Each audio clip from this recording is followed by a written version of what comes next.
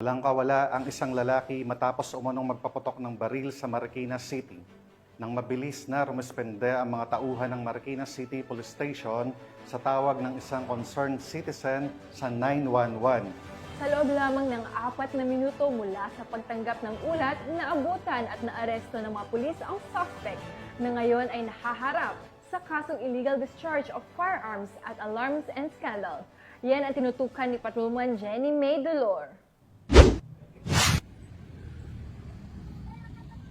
Nito lamang ika-9 ng Agosto taong kasalukuyan, mga bandang alas 9:55 ng gabi sa isang garahe sa may Mel Flores Street, Barangay Concepcion 1, Marikina City. Ayon sa investigasyon, napag-alaman na bago pa nangyari ang insidente, nakita di umano ng kapitbahay ng sospek na ito ay nag-iinuman kasama ang iba pa. Subalit makaraan ang ilang sandali, biglang nabulabog ang mga residente sa nasabing lugar dahil sa 4 na beses na putok ng baril na kanilang narinig mula sa bahay ng sospek.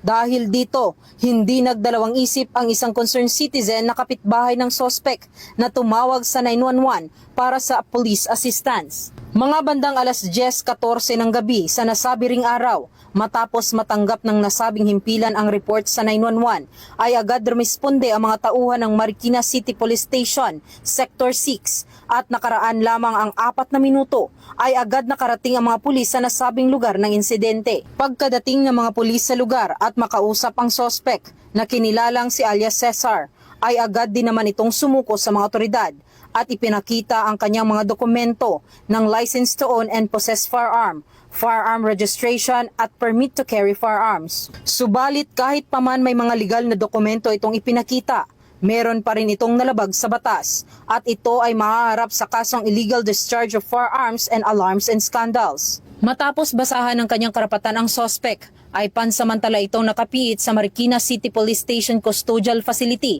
para sa kaukulang disposisyon. Nagpapasalamat ako na dumating po sila sa maaga, early on.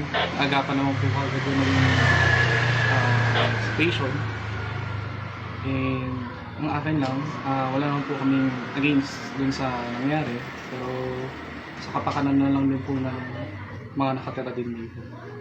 Yun lang naman. Mula dito sa Eastern Police District, ako po ang inyong PNN correspondent, Patrolwoman Jenny May Dolor, alagad ng batas, tagataguyod ng Balitang Pulis.